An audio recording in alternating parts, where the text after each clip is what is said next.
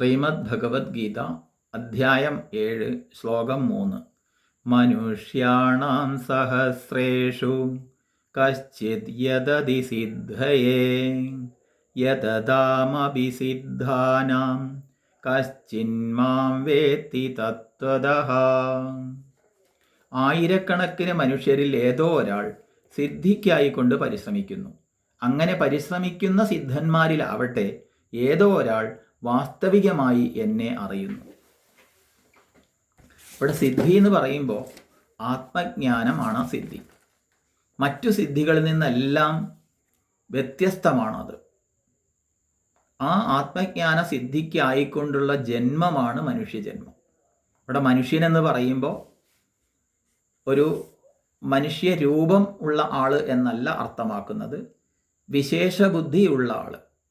അങ്ങനെ വിശേഷബുദ്ധി ഉണ്ട് എന്നുള്ളത് കൊണ്ടും നന്നായില്ല. ആ വിശേഷബുദ്ധി വേണ്ടതുപോലെ ഉപയോഗിക്കാതെ മറ്റു ജീവികൾക്കൊക്കെ സാധ്യമാകുന്ന എല്ലാം നേടി, എല്ലാ കഴിവുകളും നേടി എന്നുള്ളത് കൊണ്ട് മനുഷ്യനാവുന്നില്ല.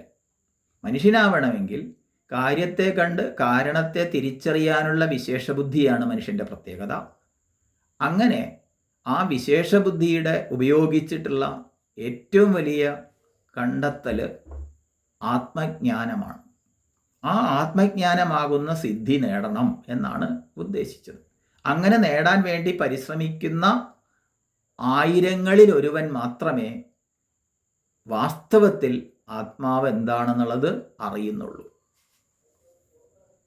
എന്തുകൊണ്ടാണ് ഇത്രയും ദുർലഭമായിട്ട് മാത്രം ഈ ആത്മജ്ഞാന സിദ്ധി നേടാൻ കഴിയുന്നത് എന്നതിന് പറയുകയാണ്, നമ്മുടെ ഇന്ദ്രിയങ്ങളെ എല്ലാം ബഹിർമുഖങ്ങളായിട്ടാണ് സൃഷ്ടിക്കപ്പെട്ടിരിക്കുന്നത്. അതുകൊണ്ട് പുറമേയുള്ള വിഷയങ്ങളുടെ പിന്നാലെയാണ് അവയൊക്കെ ഓടുന്നത്. അങ്ങനെ ഇന്ദ്രിയങ്ങളെ അനുഗമിക്കുന്ന മനസ്സും മനസ്സ് കാണിക്കുന്ന സങ്കല്പ വികല്പങ്ങളിൽ ഒന്നിനെ നിശ്ചയിക്കുന്ന ബുദ്ധിയും എല്ലാം ബാഹ്യ വിഷയങ്ങളിൽ അങ്ങനെ ആകൃഷ്ടമായി ഒരുക്കപ്പെടുകയാണ് ചെയ്യുന്നത്. ഇത് എല്ലാ ജീവികൾക്കും ഇങ്ങനെ തന്നെയാണ്. പക്ഷെ മനുഷ്യനെ അതിൽ നിന്ന് വ്യത്യസ്തനാക്കുന്നത് ഈ വിശേഷ ബുദ്ധി കൊണ്ടാണ്. ആ വിശേഷ ബുദ്ധി തത്വസാക്ഷാത്കാരത്തിനായിക്കൊണ്ടുള്ള ജീവിതത്തെ ലഭിക്കാനുള്ളതാണ്. എന്നിട്ടും അത് സാധനാനുഷ്ഠാനങ്ങളിലൂടെ, പലവിധ സാധനാനുഷ്ഠാനങ്ങളിലൂടെ അന്ധക്കരണ ശുദ്ധി വരുത്തി അന്ധക്കരണത്തിൻ്റെ ഏകാഗ്രതയും ശുദ്ധിയും കൈവരുത്താനായിക്കൊണ്ട് ഏറ്റവും ശ്രേഷ്ഠമായ ധ്യാന യോഗാനുഷ്ഠാനത്തെ നമ്മൾ 6-ാം അധ്യായത്തിൽ ചിന്തിച്ചു. അങ്ങനെ ധ്യാന യോഗാനുഷ്ഠാനത്തിലൂടെ ചിത്തശുദ്ധി കൈവന്ന ഒരാൾക്ക്, ബുദ്ധി കൂർമ്മത കൈവന്ന ഒരാൾക്ക് മാത്രമേ എന്തുണ്ടാവുള്ളൂ, ഈ ബഹിർമുഖങ്ങളായ ഇന്ദ്രിയ വിഷയങ്ങളിലൂടെ ഉള്ള പോക്കിനെ പിന്തിരിച്ച് തന്നിൽ താനായി നിലകൊള്ളുന്ന ആ ആത്മാവിനെ അറിയാൻ സാധിക്കും. ആ അറിയുന്ന മാർഗത്തിൽ സഞ്ചരിക്കാൻ പോലും സാധിക്കും. ആ സഞ്ചരിക്കുന്ന മാർഗത്തിൽ തന്നെ അതിലും പലവിധ പ്രലോഭനങ്ങൾക്കും പലവിധ പ്രതിബന്ധങ്ങൾക്കും പലവിധ പരീക്ഷണങ്ങളിലും പെട്ട് പിന്മാറിപ്പോകുന്നവരാണ് ബഹുഭൂരിപക്ഷം പേരും.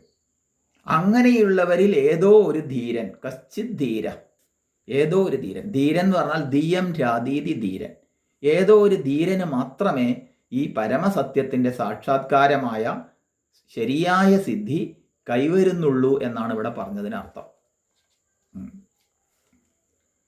അതുകൊണ്ട് ആയിരക്കണക്കിന് ജനങ്ങളുടെ കൂട്ടത്തിൽ നിന്നും ഒരാൾ ആത്മജ്ഞാനമാകുന്ന സിദ്ധിക്കായിക്കൊണ്ട് പരിശ്രമിക്കുന്നു.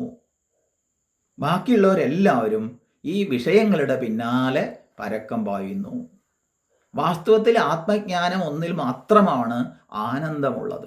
ഈ ആനന്ദം പ്രാപ്തി മനുഷ്യന് പറയപ്പെട്ടതാണ്. അതാണ് മനുഷ്യ ജീവിത ലക്ഷ്യം. അതിനെ തന്നെയാണ് മോക്ഷം എന്ന് പറഞ്ഞത്. അതിനെ തന്നെയാണ് ആത്യന്തിക ദുഃഖ നിവൃത്തി എന്നൊക്കെ പറയുന്നത്. ദുഃഖ നിവൃത്തി സാധ്യമാകുന്നത് ഇതിൽ മാത്രമാണ്. മറ്റെല്ലാം സുഖത്തിനായിക്കൊണ്ട് പലവിധ വിഷയങ്ങളിലേക്ക് പോകുന്നു. ആ വിഷയങ്ങളിൽ നിന്ന് ലഭിക്കുന്ന സുഖം ദുഃഖത്തിന് കാരണമാകുന്നു. അങ്ങനെ നിരന്തരം അതിലേക്ക് വീണ്ടും ആകർഷിക്കപ്പെടുന്നു. ഒരിക്കലും ആ പോക്കിനെ തടയാൻ സാധിക്കാതെ അങ്ങനെ പോയിക്കൊണ്ടേയിരിക്കുന്നു. ഒരിക്കലും തൃപ്തി, ശാന്തി, സമാധാനം വിഷയങ്ങളിൽ നിന്ന് ലഭിക്കുന്നില്ല. ബഹിർമുഖങ്ങളായ ഇന്ദ്രിയ വിഷയങ്ങളിൽ നിന്ന് ഒരിക്കലും ശാന്തി ലഭിക്കുന്നില്ല. ന വിത്തേന തർപ്പണീയോ മനുഷ്യ. വിത്തം കൊണ്ടോ ധനം കൊണ്ടോ തൃപ്തിയാക്കപ്പെടുന്നവനല്ല മനുഷ്യൻ. ആത്മജ്ഞാനം ഒന്നുകൊണ്ട് മാത്രമേ മനുഷ്യന് തൃപ്തി കൈവരുന്നുള്ളൂ. പക്ഷെ ഇതൊക്കെ പറഞ്ഞാലും, അനേകം ശാസ്ത്രങ്ങൾ പഠിച്ചാലും, ഗുരുവിൻ്റെ അനുഗ്രഹം ലഭിച്ചാലും, ഗുരുപ്രാപ്തി നേടിയാലും അതിൽ നിന്നൊക്കെ ഈ വിഷയങ്ങളിലുടേതായ തുച്ഛങ്ങളായ സുഖങ്ങളുടെ പിന്നാലെ കൊരുക്കപ്പെട്ട് ആ മനുഷ്യജന്മ ലക്ഷ്യത്തിൽ നിന്ന് തീർത്തും പിന്തിരിഞ്ഞു പോയേക്കാം. അതുകൊണ്ട് വളരെ പരിശ്രമിച്ച് കഠിനമായ ആത്മജ്ഞാന നിഷ്ഠയിലേക്ക്, അതായത് ധ്യാന യോഗാനുഷ്ഠാനത്തിലേക്ക് സുദൃഢമായി മുന്നേറാൻ ആഹ്വാനം ചെയ്യുകയാണ് ഈ ശ്ലോകം ചെയ്യുന്നത്. ആരാണോ ഈ ബഹുശാസ്ത്രങ്ങളെ പഠിച്ചതുകൊണ്ട് കാര്യമില്ല, ശാസ്ത്രം പ്രവചനം ചെയ്തിട്ട് കാര്യമില്ല, മേധാശക്തി കൊണ്ട് കാര്യമില്ല, പിന്നെ എന്തേ ഉള്ളൂ, ആരാണോ മനുഷ്യ ജന്മ ലക്ഷ്യത്തെ ബോധിച്ചുകൊണ്ട്, ആ ബോധിച്ച ലക്ഷ്യത്തിന് അതുമാത്രമാണ് തനിക്ക് നേടാനുള്ളത്, അതാണ് മനുഷ്യജന്മ ലക്ഷ്യം എന്നുള്ള ഒറ്റ ഉദ്ദേശത്തോടു കൂടി ജീവിതം നയിക്കുന്നത്, അങ്ങനെയുള്ളവന് ആത്മാവ് സ്വരൂപത്തെ പ്രകടമാക്കുന്നു. ഇതാണ് ഇവിടെ പറയുന്നത്. അപ്പൊ ആത്മസാക്ഷാത്കാരമാണ് ഈ ഭഗവത്ഗീത അഥവാ ഉപനിഷത്തുകൾ ചൂണ്ടിക്കാണിക്കുന്ന പരമലക്ഷ്യം. എന്നാൽ അത് നേടുന്നവർ എക്കാലത്തും എവിടെയും വളരെ വിരളവുമാണ്. അതിനെ കേൾക്കാനോ അതിനെ പറയാനോ ആളെ കിട്ടുക എന്നത് പോലും ആശ്ചര്യമെന്നാണ് ഗീതയുടെ ഉപനിഷത്തുകളുടെ അഭിപ്രായം. ഇതിന് കാരണം സാധന ചെയ്യുന്നവരുടെ താല്പര്യക്കുറവാണ്, ശാസ്ത്രത്തിൻ്റെയോ ഗുരുവിൻ്റെയോ ന്യൂനതയല്ല. എല്ലാവർക്കും എളുപ്പത്തിൽ നേടാൻ കഴിയുന്ന സിദ്ധികളുടെ പിന്നാലെയാണ് പോകുന്നത്. പെട്ടെന്ന് എന്ത് നേടാൻ പറ്റും, പെട്ടെന്ന് സുഖം എന്ത് നേടാൻ പറ്റും, എന്നിട്ട് അതുപോലെ തന്നെ പെട്ടെന്ന് ദുഃഖവും നേടും. എളുപ്പത്തിൽ നേടാൻ കഴിയുന്നതിൻ്റെ പിന്നാലെ പോയിട്ട് ശാശ്വതമായ ശാന്തിയും സമാധാനവും അന്യമായി പോകുന്നു.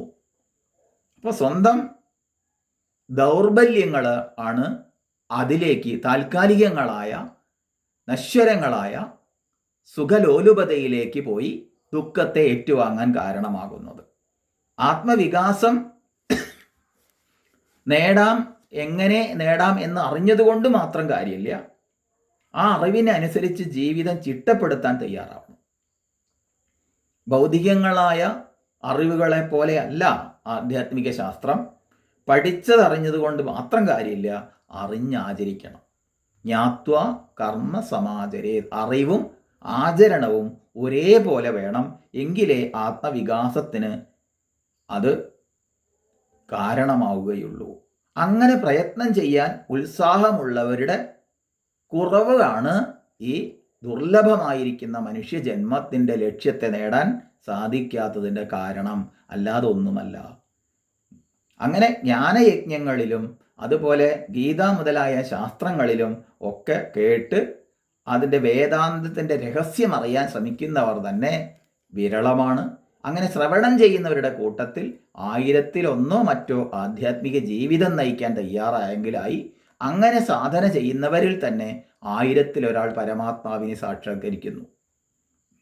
അങ്ങനെ ആത്മാർത്ഥതയും ഉത്സാഹവുമുള്ള ഒരാൾ സദ്ഗുരുവിൽ നിന്ന് വേദാന്ത ജീവിത രീതി വേണ്ടതുപോലെ കേട്ട് മനസ്സിലാക്കി ശ്രദ്ധാപൂർവം അനുഷ്ഠിക്കാൻ തുടങ്ങിയാൽ മാത്രമേ ധ്യാനത്തിലൂടെ ഉയർന്ന് അയാൾക്ക് ഈ പരമാത്മാവിൻ്റെ ദർശനം നേടാൻ സാധിക്കൂ.